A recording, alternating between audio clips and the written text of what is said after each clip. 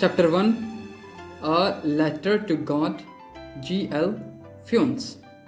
Before you read, they say faith can move mountains, but what should we put our faith in? This is the question this story delicately poses. Lencho is a farmer who writes a letter to God when his crops are ruined, asking for 100 pesos. Does Lencho's letter reach God?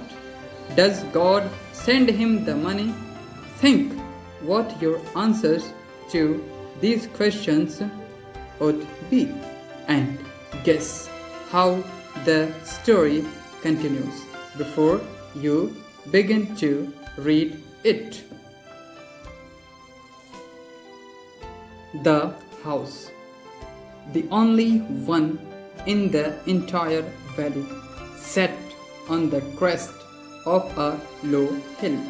From this height, one could see the river and the field of ripe corn, dotted with the flowers that always promised a good harvest. The only thing the earth needed was a downpour, or at least a shower. Throughout the morning, Lencho, who knew his fields intimately, had done nothing else but see the sky towards the northeast. Now we are really going to get some water, woman. The woman who was preparing supper replied. Yes, God willing.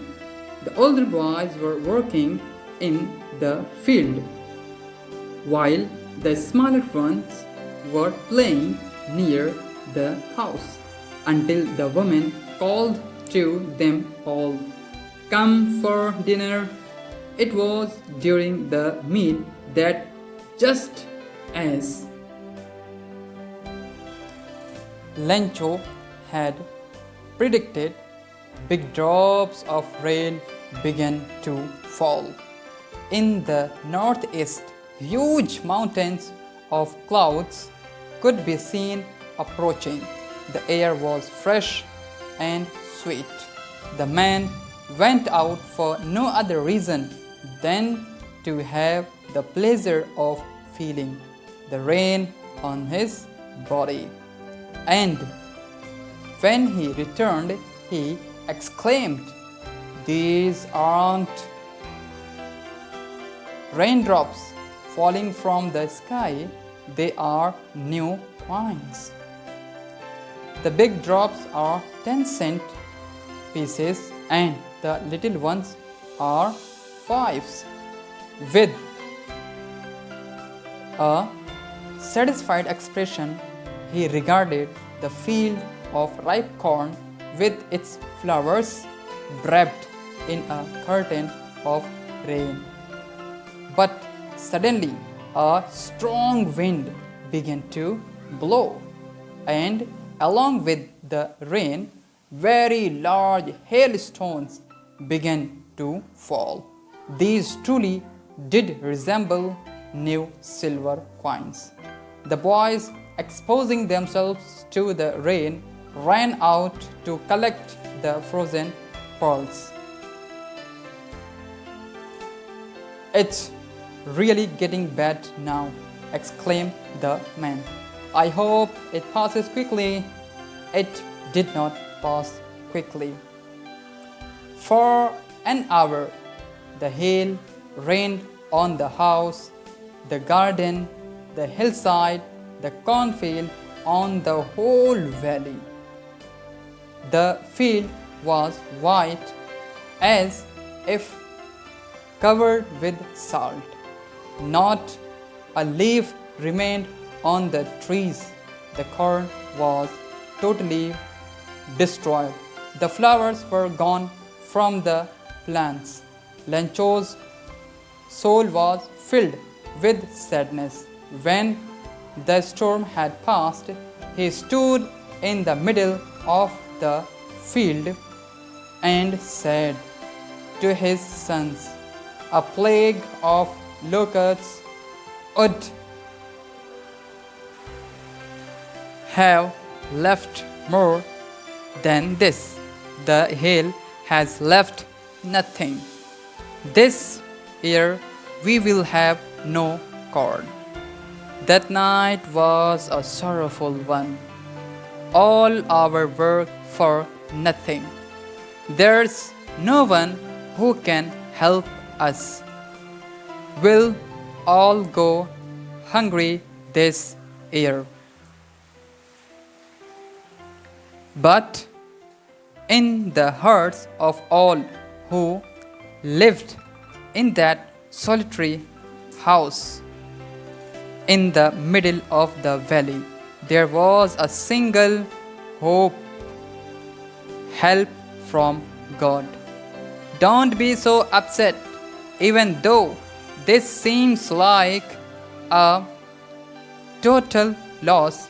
Remember, no one dies of hunger. That's what they say. No one dies of hunger. All through the night, Lencho thought only of his one hope, the help of God, whose arm. But in the hearts of all who lived in the solitary house in the middle of the valley, there was a single hope: help from God. Don't be so upset, even though this seems like a total loss.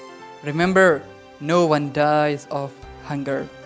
That's what they say. No one dies of hunger. All through the night, Lencho thought only of his one hope, the help of God, whose eyes, as he had been instructed, see everything, even what is deep in one's consciousness. Lencho was an ox of a man, working like an animal in the fields, but still he knew how to write. The following Sunday, at daybreak, he began to write a letter which he himself would carry to town and place in the mail. It was nothing less than a letter to God. God, he wrote, if you don't help me, my family and I will go hungry this year. I need 100 pesos in order to sow my field again and to live until the crop comes. Because the hailstorm,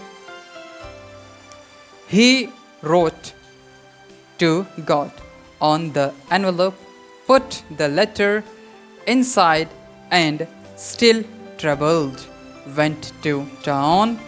At the post office, he placed a stamp on the letter and dropped it into the mailbox. One of the employees, who was a postman and also helped at the post office, went to his boss, laughing heartily, and showed him the letter to God. Never in his career as a postman had he known that address. The postmaster, a fat, amiable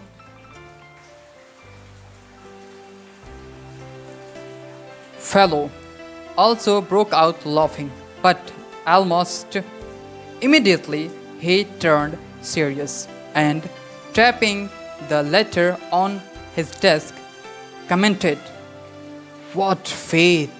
I wish I had the faith of the man who wrote this letter," starting up a correspondence with God. So, in order not to shake the writer's faith in God, the postmaster came up with an idea: answer the letter. But when he opened it, it was evident that to answer it, he needed something more than goodwill, ink, and paper. But he stuck to his resolution. He asked for money from his employees. He himself gave part of his salary, and several friends of his were obliged to give something for an act of charity. It was impossible for him to gather together the 100 pesos, so he was able to send the farmer only a little more than half.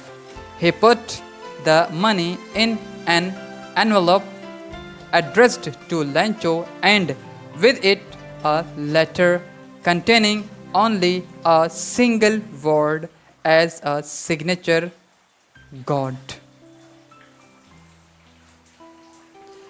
The following Sunday, Lancho came a bit earlier than usual to ask if there was a letter for him. It was the postman himself who handed the letter to him, while the postmaster, experiencing the contentment of a man who has performed a good deed, looked on from his office.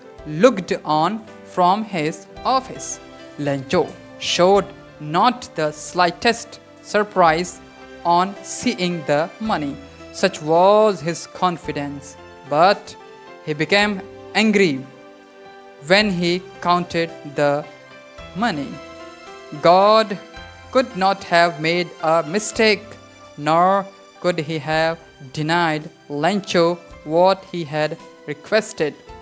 Immediately, Lancho went up to the window to ask for paper and ink.